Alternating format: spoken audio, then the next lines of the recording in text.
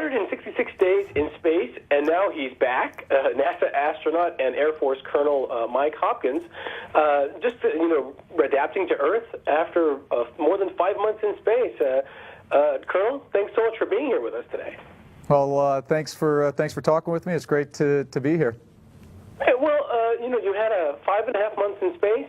You're back on Earth after your first space mission.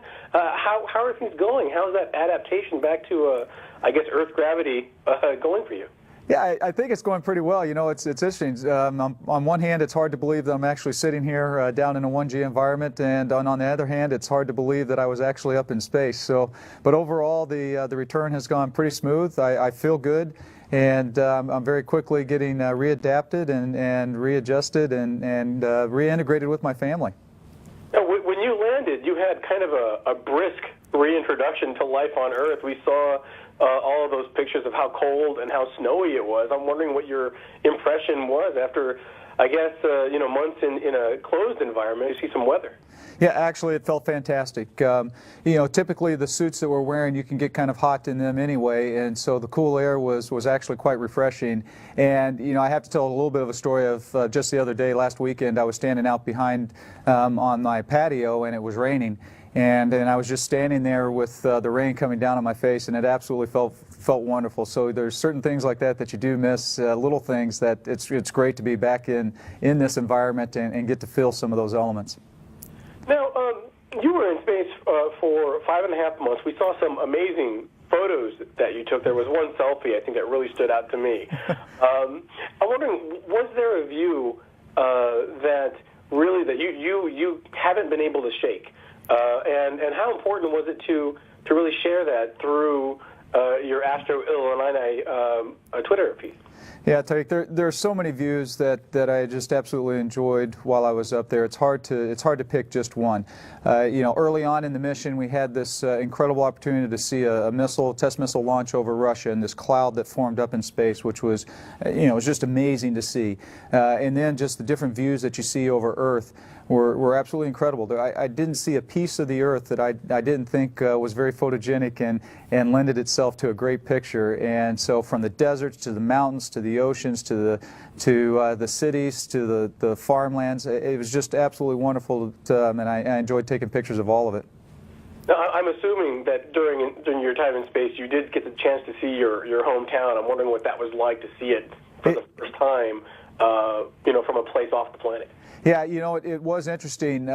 Unfortunately, it was a pretty harsh winter for a lot of North America and the United States, and so when we were having some of those good daytime passes for us to take pictures, there was a lot of times when it was cloudy, and so it wasn't until really near the end of the mission that I was able to get some shots of my hometown.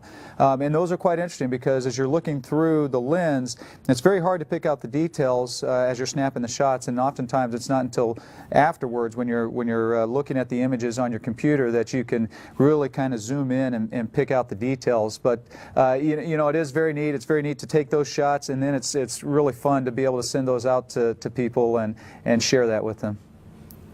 Has there been one maybe surprising part of the readaptation that that you've seen? We've heard stories about folks putting a glass up thinking it's going to float, but then it drops down and breaks. I'm wondering if there's anything surprising like that that's happened to you. There was a few times actually on the plane ride from Kazakhstan to Houston where I may have missed my mouth a little bit with some food.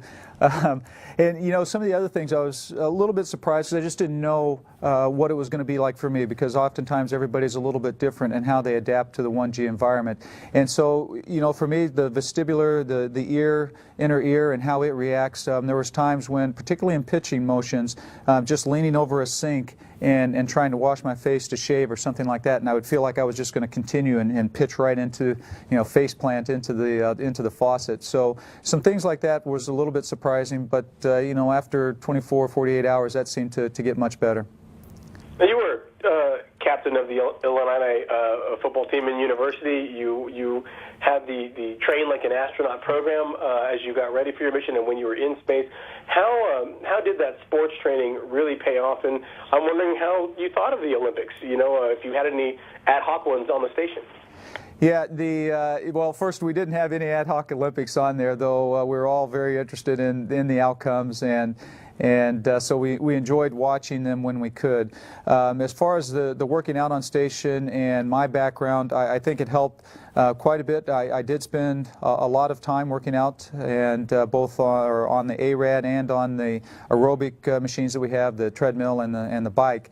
And you know what was surprising about that was, as much as I was working out and everything, when I've gotten back to Earth here and I've gone through some of my fitness tests, I basically was able to maintain. And so I'm very happy with those results, but it's also a little bit surprising that, you know, again, as hard as I was working and 7 days a week exercising, and yet the best I could do was maintain my fitness level. Well, that's interesting. At least you're not too bad. Right. That it can be really hard on the human body. You know, just 5 days after you got back from Earth, we saw you on live television with the Live from Space program on National Geographic Channel, and I'm wondering, you know, how that felt for you to be kind of sitting on Earth in mission control, talking to your crewmates in space, and what it was like to kind of share that with the world on a stage that maybe NASA hasn't had before. Yeah, it was so much fun to do that. I really enjoyed it. But I do have to say, and I think I mentioned this during the show, it was actually a little bit hard. I mean, I am so happy to be back and reunited with my family, but it was difficult to watch Rick and Koichi live up there because I was just there. I mean, less than 5 days ago, I was floating around with them. And so to see them up there and not, you know, we're crewmates, we're friends. You know, these are the guys that around the dinner table for the last 4.5 months I had shared all my meals with. And so to see them and not be a part of that was a little bit difficult, but I'm hoping that people around the world that were able to watch the program really got a sense of what life is like up on the space station. Great. Well, unfortunately, Mike, I'm out of time. Thank you so much for your time today, and all the best for the next mission. Thanks so much. Okay, Tariq, thank you. Space.com